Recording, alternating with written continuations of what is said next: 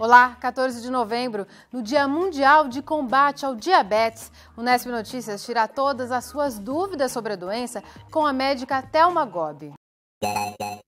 Atividade física ajuda no controle e prevenção da doença. O diabetes traz problemas ao metabolismo do paciente. Em geral, os sintomas são ganho de peso, alto nível de açúcar no sangue e até perda da visão. E no primeiro dia de competições nos Jogos Abertos, conheça um pouco mais da bocha.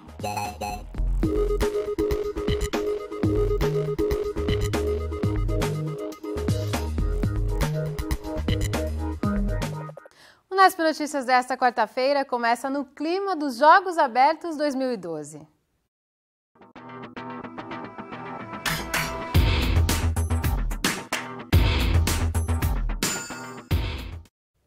As competições tiveram início hoje. A gente acompanhou as primeiras partidas de bocha, um esporte que reúne atletas de todas as idades. O movimento nas canchas começou cedo. Na manhã desta quarta-feira, primeiro dia de Jogos Abertos de Bauru, a bocha foi um dos esportes que deu largada às competições. Na disputa, Osasco e Dracena, equipes da segunda divisão. Aqui, o objetivo é chegar o mais perto possível do balim, esta pequena esfera de metal, ou tirar a bocha do adversário de perto da bolinha. Cada jogador tem 2 arremessos. Quem conseguir deixar a bola mais perto do balim marca 2 pontos. No final de 4 rodadas, ganha quem tiver maior pontuação. Olhando a bola deslizando assim, parece que é fácil, mas quem não tiver perícia não acerta o alvo. Para fazer jogadas tão precisas, o braço tem que estar calibrado. No jogo de bocha, além de muita habilidade, também é preciso bastante treino. A gente tem que treinar, né? Todo dia jogando bocha, indo em vários campos, jogando no final de semana. Tem que jogar bastante, senão não pega habilidade não. É demorado, precisa de muito treino, muita perseverança e gostar muito de bocha. Tanto treinamento rendeu uma primeira partida bastante acirrada e com placar apertado. Osasco bateu Dracena por 16-14. Mesmo quem perdeu, saiu da cancha feliz com o começo de competição. Eu acho que início de torneio, né, que é um torneio pesado, acho que o jogo foi bom. Nós tivemos chance de ganhar o jogo, né? Umas 2, 3 vezes perdemos a oportunidade de ganhar, mas o jogo de bocha é assim mesmo. Nessa modalidade são 2 divisões. Na primeira, 13 equipes divididas em 4 grupos. Somente 8 vão jogar a fase de mata-mata. A segunda divisão tem 20 equipes, que brigam pelas vagas na segunda fase. Apesar da idade ser livre, dá para ver que a maioria aqui já está com os cabelos grisalhos. Bocha tem fama de ser jogo de velhinhos. Ultimamente, quem está jogando mais bocha são os mais velhos. Não tem muitos adeptos de novos não, viu? Lá na nossa cidade, só pessoas acima de 60 anos que estão jogando bocha. Isso é ruim para o esporte? É muito ruim para o esporte. Sabe que as nossas crianças, os nossos jovens, apreciassem mais esse esporte que é o bocha. Mas aqui no meio dessa turma tem atleta que mal saiu da adolescência. A equipe de Valinhos conta com a força da juventude para encarar os adversários. Por causa do meu pai, do meu tio, do meu avô, que me ensinaram a jogar isso aqui, eu peguei o costume da família e continuei. E essa ideia de que bocha é jogo de velho? Nenhuma, porque o nosso time aqui é um dos mais novos que tem. E é um incentivo da nossa cidade Valinhos que incentiva nós jovens a jogar. Para a juventude vencer a experiência da concorrência, a receita é a mesma para todo mundo. Treinar. Jogar todo fim de semana, treinar 2 horas por dia, 1, e jogando todo para não ficar sem jogar. E já saiu medalha no primeiro dia de competição dos Jogos Abertos. Na natação feminina, a atleta Gabriela Sanches, de São Caetano do Sul, ficou com o ouro nos 200 metros livres. O curioso é que a nadadora, apesar de representar a equipe do ABC Paulista, nasceu em Bauru e começou a nadar aqui na cidade.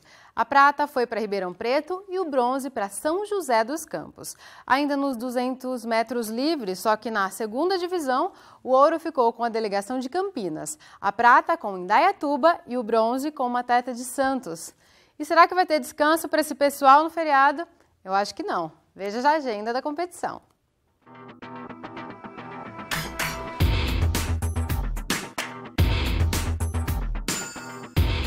Hoje, Bauru continua marcando presença nos Jogos Abertos. A equipe de vôlei masculino enfrenta a delegação de São José dos Campos. O jogo é daqui a pouco, às 7 da noite, no ginásio Panela de Pressão. O endereço é Rua Benedito Eleutério, 350, na Vila Pacífico.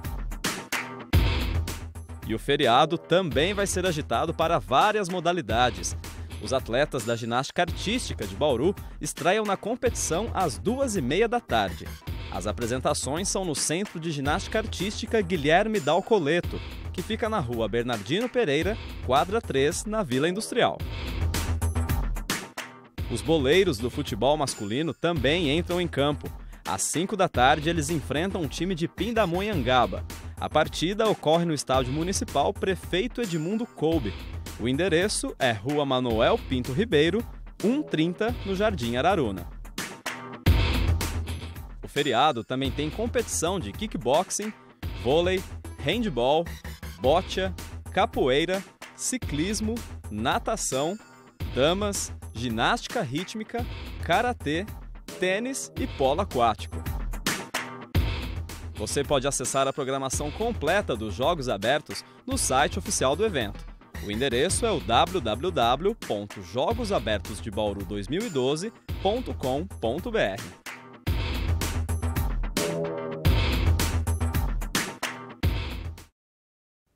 Agora a gente muda de assunto. A greve dos envasadores de gás de cozinha continua no interior. Ontem, durante a audiência na Justiça Regional do Trabalho, não houve acordo com a regional do sindicato que representa os trabalhadores. Dessa forma, o abastecimento continua prejudicado.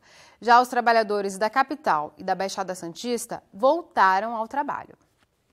A Câmara de Vereadores de Bauru foi surpreendida ontem com o desaparecimento do quadro com a foto do vereador Roque Ferreira. Ontem, assessores perceberam que a foto do vereador Roque Ferreira não estava mais no quadro, que fica no acesso à sala das sessões. Por meio das imagens das câmeras de segurança, foi constatado o furto, que aconteceu por volta do meio-dia de segunda-feira. Nós estamos abrindo um BO para abrir um processo. Isso vai virar um processo, né? Porque isso foi um roubo, né? Pela informação que nós temos. É uma pessoa que tem problemas, né? E também é uma pessoa que tem uma simpatia pelo nobre vereador, né? A justiça vai resolver, achar a forma melhor para resolver esse caso. No próximo bloco, as informações para você que vai aproveitar o feriado para viajar ou descansar. E ainda hoje, no Nesp Notícias, vamos falar sobre o diabetes. Pacientes descobrem na atividade física uma forma de controlar a doença. Voltamos já!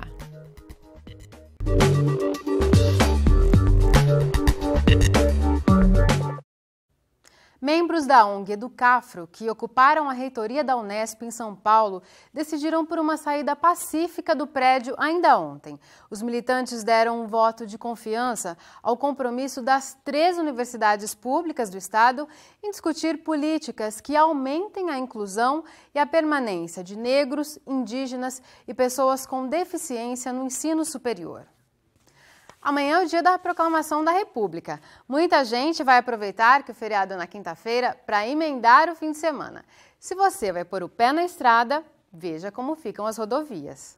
A operação começou hoje às 2 da tarde e vai até no domingo à noite. O motorista que quiser aproveitar o feriado com segurança precisa respeitar as leis de trânsito. Sobre o assunto, eu converso com o Tenente Fernando Ferreira de Moraes, ele é da Polícia Militar Rodoviária. Tenente, uma das preocupações da fiscalização da polícia é com o excesso de velocidade. Como vai funcionar o trabalho de vocês? Com relação ao excesso de velocidade, é importante que o condutor tenha consciência de que ele deve respeitar os limites para cada ponto específico da rodovia, que é sinalizado normalmente por placas. Essa placa mostra qual a velocidade segura para ele transitar sem perder o controle do veículo. A gente está vendo que o tempo está bastante firme agora, mas a previsão é de que tenha chuvas até domingo, né? Isso torna mais perigoso as rodovias? Sim, nesse período de calor, né, também costuma chover bastante. Com o piso molhado, o veículo demora mais para parar. Então é importante que o usuário ele aumente a distância de segurança em relação ao veículo que transita à frente dele, que ele também reduza a velocidade quando encontrar pista molhada. Além disso, o que pode ajudá-lo é acender os faróis baixos. Isso faz com que ele seja visto mais fácil pelos outros veículos. O pessoal que tiver algum problema pode entrar em contato com a polícia por qual número? Pode procurar as bases da Polícia Militar Rodoviária pessoalmente, algum policial disposto em algum ponto da malha viária ou por meio do telefone 3223-7132, DDD 14. Obrigado pelas informações. Lembrando que antes de viajar é importante checar as condições gerais do veículo para fazer uma viagem bem segura e tranquila. Guilherme Tavares para o Unesp Notícias. E hoje, durante todo o dia, a rodoviária de Bauru esteve com um movimento acima do normal. Segundo a Endurbe, foram colocados à disposição ônibus extras. Apesar da procura, ainda há passagens para cidades como Três Lagoas, Rio de Janeiro, São Paulo, Santos, Londrina e Curitiba. Já para outros vários destinos, as passagens estão esgotadas. É bom, claro, não se esquecer de comprar também o bilhete de volta. Chegou a hora de ver o que abre e o que fecha na cidade, o feriado prolongado. Amanhã não há coleta de lixo comum em Bauru. Ela volta ao normal já na sexta-feira. A coleta seletiva, que é responsabilidade da Secretaria de Meio Ambiente, fica suspensa na sexta e é retomada na segunda às 7 da manhã. Os atendimentos médicos de urgência e emergência são feitos nos pronto-socorros Central e Infantil, além das UPAs Bela Vista, Meiridota e Ipiranga, que, a exemplo do SAMU, operam 24 horas por dia. Problemas com a rede de água e esgoto devem ser comunicados ao DAI pelo telefone de plantão. O atendimento no poupa-tempo não funciona na quinta, mas é realizado normalmente na sexta e no sábado. As agências dos Correios abrem na sexta-feira. Já o sábado é de funcionamento normal, mas apenas para agências que costumam abrir aos sábados. O Zoológico Municipal fica aberto de quinta a domingo, das 8 da manhã às 5 da tarde. O Jardim Botânico também funciona todos os dias, das 8 da manhã às 4h30 da tarde. E o tempo nesse feriadão? Como será que fica? Veja os detalhes da previsão no mapa. O sol predomina na maior parte do estado de São Paulo. Chove fraco apenas no nordeste do estado. A tendência é de tempo estável para os próximos dias. Bauru segue com sol. O feriadão vai ser de tempo firme na região. A umidade do ar agora é de 54%. Os ventos sopram a apenas 8 km por hora. A temperatura mais alta hoje foi de 27 graus. Amanhã, a máxima fica em 28 em Bauru. Os termômetros não devem passar dos 26 graus em Agudos e dos 27 em Piratininga. Para muitos estudantes, o feriado vai ser de ansiedade. Vem aí o vestibular da Unesp. Atenção vestibulandos! A prova da primeira fase do vestibular da Unesp 2013 é neste domingo. Os cerca de 94 mil inscritos vão fazer provas em 31 cidades paulistas, além de Belo Horizonte, Brasília, Campo Grande e Curitiba. A prova é composta por 90 questões objetivas. A Unesp recomenda que os candidatos cheguem 1 hora antes do início da prova, ou seja, à 1 da tarde, quando são abertos os portões. Os estudantes devem ficar atentos, porque os portões fecham às 2 em ponto. Em caso de internação hospitalar, o estudante deve avisar a Unesp com pelo menos 4 horas de antecedência, para que seja verificada a possibilidade de aplicar a prova no próprio hospital.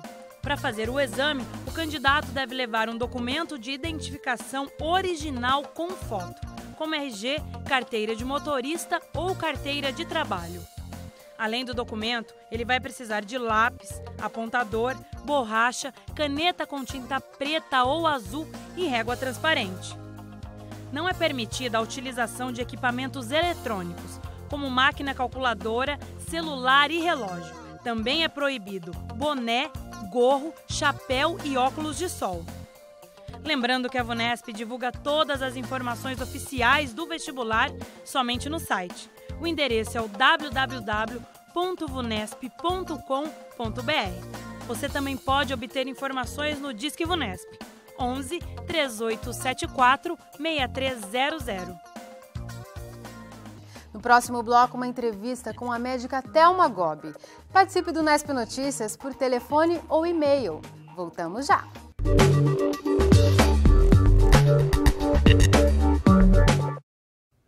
Estima-se que mais de 10 milhões de brasileiros tenham diabetes e que metade dessas pessoas não sabe disso. Quando não tratada, a doença pode trazer sérias complicações. Segundo o Ministério da Saúde, em 2010, 54 mil brasileiros morreram em decorrência do diabetes. O número é maior que o de vítimas de acidentes de trânsito no mesmo ano. Mas o que a gente quer mostrar hoje, no Dia Mundial do Diabetes, são os caminhos para os pacientes. Quem mantém hábitos saudáveis se ajuda muito. Na reportagem a seguir, você vai conhecer um estudo que mostra como a atividade física pode auxiliar no controle do diabetes. Mesmo nos dias mais preguiçosos, José Pereira sai rigorosamente de casa para a sua caminhada. Eu sempre tive vida sedentária devido ao meu trabalho, eu fazia pouco exercício. Aí quando eu aposentei, eu descobri que eu tinha diabetes, pressão alta. Aí eu fiquei sabendo desse projeto aqui, comecei a participar e tudo normalizou. Por causa da atividade física, hoje ele está livre dos remédios para hipertensão e seu diabetes está controlado. Eu vivo como uma pessoa normal, eu como doce, bolo, não me acontece nada. Acaba o estresse, fica mais alegre, mais paciente, com mais saúde. Arrumei até uma namorada. Dona Santina também sofria com as doenças. Quando se aposentou, resolveu que era hora de se mexer. E sua vida mudou.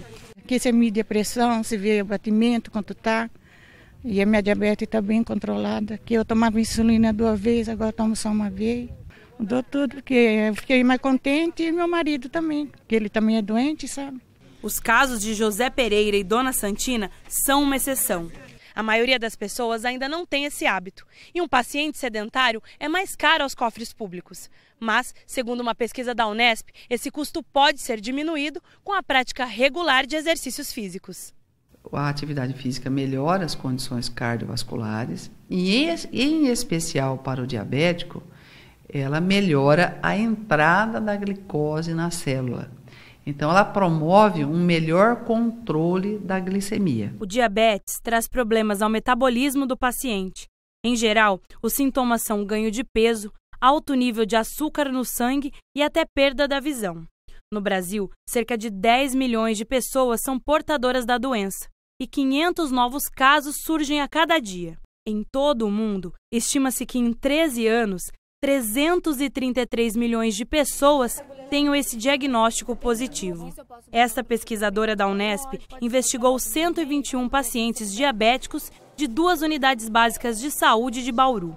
A intenção foi verificar a redução de custo no tratamento com a prática de exercício físico. A pesquisa constatou que um paciente sedentário chega a dar um gasto extra de R$ 3.000 por ano para o SUS.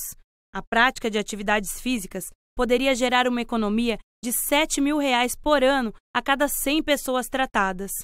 Por isso, a saída apontada pela pesquisa é a contratação de profissionais de educação física para trabalhar em postos de saúde. Na literatura já está mais do que claro que o educador físico, através da atividade física, ele traz inúmeros benefícios para o paciente.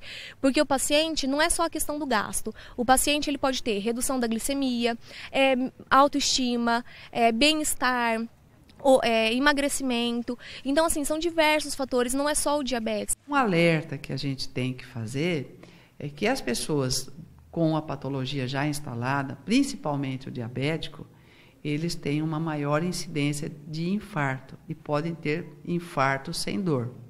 Então, essa atividade física, para poder trazer os benefícios adequados, ela deve ser feita com a presença de um médico e com a presença de todos os recursos para, caso se houver uma emergência, você consiga dar o suporte necessário e até salvar a vida desse indivíduo. A gente vai entender melhor como os hábitos influenciam na doença com a endocrinologista Thelma Gobi. Doutora Thelma, muito obrigada por sua presença aqui no Unesp Notícias. Eu que agradeço. Boa tarde. Boa tarde. É possível a gente identificar o que causa a diabetes? Então, a diabetes ela tem 2 causas principais. Ou ela tem um caráter hereditário, né, que é o da diabetes tipo 2, que ocorre na idade adulta. E quando ela ocorre na criança, que nós chamamos de diabetes tipo 1, ela é uma doença autoimune. O nosso organismo, não se sabe por quê, acha que as células que produzem a insulina, que é o hormônio que retira o açúcar do sangue e joga dentro da célula para produzir energia, vai e destrói. É uma causa inexplicável. A autoimunidade, ela é presente em outras patologias, como lúpus, a artrite reumatoide, e é de causa desconhecida. A medicina vai caminhar para descobrir isso, a gente tem certeza. Mas as principais causas, a autoimunidade na criança e a parte genética, que é na idade adulta. Mas como que os hábitos alimentares, o sedentarismo, eles influenciam em ter ou não diabetes? O problema é o seguinte, não é que a pessoa, só porque é sedentária ou porque ela tem um hábito alimentar errado, ela vai desenvolver o diabetes. O problema maior é o seguinte, quando você tem uma alimentação inadequada e você não faz atividade física, você tem ganho de peso. Quando você ganha peso, você aumenta o número de células adiposas, que é o tecido gorduroso.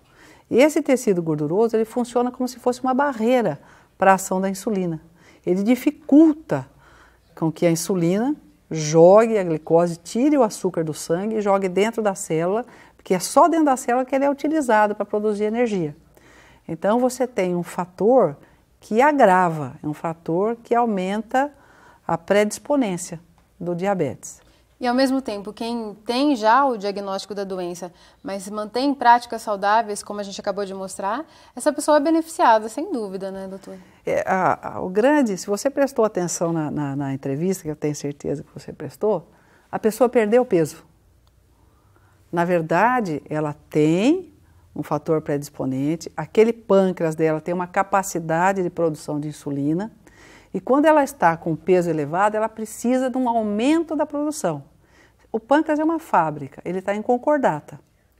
Você aumentou o peso, você precisa de mais. Ele não dá conta de produzir. Então, existe o aparecimento do diabetes. Mas se você emagrece... Se você emagrece, se seu pâncreas só está em concordata ainda, e você ainda consegue ter a produção necessária de insulina, você consegue fazer o controle da doença.